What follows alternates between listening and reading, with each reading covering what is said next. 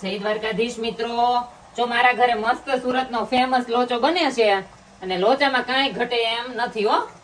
અને આજે છે ને, જો વિદેશની ધરતીમાં જો આટલું સરસ જમવાનું મળતું હોય ને તો તમે નસીબદાર છો એવું વિચારવાનું. કેમ કે આટલું સરસ જો આપણે સુરતની આઈટમ છે આ તો લોચો તો એટલે છે ને, જો આ લોચો છે ને પાછા સુરત વાળા જ ખાય કે ગુજરાત વાળા જ ખાય કે બહાર નાખી દો ને તો પાછું ભાવે નહીં કદાચ એવું બને. અને જો ફૂલ તેલ નાખવાનું છે. ચિરાગ મને કહે કે આજ વખતે બટરમાં નહીં તેલમાં. અને તમે વાત સાંભળો, પાછી બટર નહીં પણ ચીઝ ફૂલ નાખવાનું છે. જો મસ્ત મેં છે ને સીવનો મસાલો ઇન્ડિયાથી હમણાં ગયા ને ત્યારે મારા સાસુ કહેતા હતા કે સીવનો મસાલો આવે છે ને બહુ સારો આવે છે.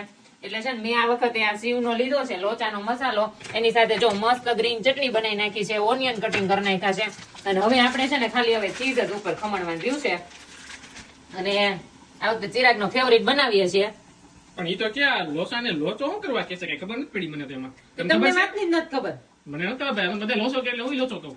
અરે છે ને મેં વિડીયો જોયો હતો ને હું એવું મેં સાંભળ્યું છે કે છે ને ઓલા એકવાર છે ને એક ભાઈ ત્યાં છે ને સુરતી ભાઈ ખાવા ગયા છે દુકાન ઉપર.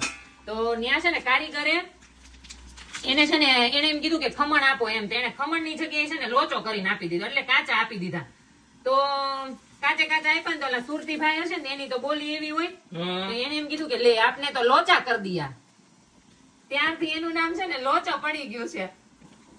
અને છે ને આ લોચો ત્યારથી નામ પડી ગયું એ તો બરાબર, પણ આ વસ્તુ એવી છે ને કે જો બધાને ભાવતી હશે. અને છે ને રવિવારે તો સુરતમાં હરેકના ઘરે આવતી હશે, કેમ કે અમારી ફેવરિટ છે. જયારે અમે જઈએ ને ત્યારે બહુ જ વસ્તુ ખાય છે. અને અમારા પપ્પા છે ને લઈ આવે જ તે કાંચી રાખ. હા, અને જો મસ્ત ની હવે સેવ લઈ લીધી છે અને આ લોચા ઉપર નાખી દેવાનું છે. ચીઝ નાખી દીધું, ફૂલ નાખી દેવાની છે સેવ. અને મારો લોચો થઈ ગયો છે રેડી. અને આ છે ને લોચાને બનાવવા માટે મેં છે ને કાલે સાંજે જ 2 વાટકી છે ને ચણાની દાળ અને 1 ચપટી અડદની દાળ પલાળી દીધી હતી. સવારમાં ક્રશ કરીને આખો દિવસ ખાટા દહીંમાં ક્રશ કર્યું હતું એટલે આખો દિવસ આથો આવવા દીધો. અને આજે છે ને અમારી આજે કેટલું હતું, 6 હતું ને +6 હતું. પણ કેવું કે રોંઢો થતા બપોર પછી છે ને 3 જેવું થઈ ગયું હતું, પણ તોય આથો મસ્ત આવી ગયો છે. ને જો મસ્ત પ્લેટ અમારી લોચાની રેડી થઈ ગઈ છે. અને છે ને આ રેવાતું નથી, એમ થાય કે વિડીયો ન જ બનાવો, પેલા ખાઈ લો.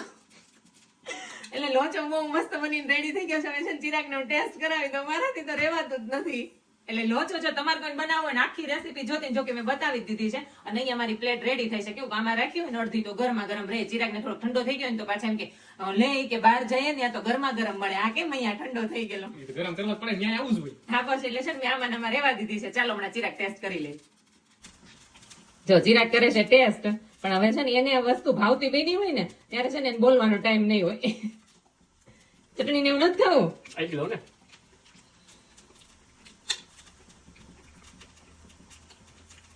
જલારામ લોચાની યાદ આવી ગઈ. સુરતનો હું તો જલારામ લોચો ખાઉં છું વર્ષોથી, ત્યાં ખાતો હતો. તો એ ટેસ્ટ અહીંયા મળે છે જર્મનીમાં. મારી માટે બહુ મોટી વાત કહેવાય. મને બહુ મજા આવી ખાવાની. હમણાં જો ડીશુ ઉપર ચટણી કેવી બની છે? ચટણી એક નંબર બની છે. હમણાં ડીશુ ઉપર ડીશુ ખાલી કરી નાખું, ખવાય એટલી વધારે. 2 પ્લેટ જ બનાવી હતી, 2 જણાની એક. તમે હું ડીશ ઉપર મારી નથી ખાલી કરવાની. એટલે મિત્રો જલારામનો લોચાનો ટેસ્ટ જર્મનીમાં મળે છે, મોટી વાત કહેવાય, મજા જ આવે. તો વિડીયો ગમ્યો હોય તો લાઈક કરજો, શેર કરજો અને કમેન્ટ કરવાનું ભૂલતા નહીં. મળીએ નેક્સ્ટ વિડીયોમાં. જય દ્વારકાધીશ.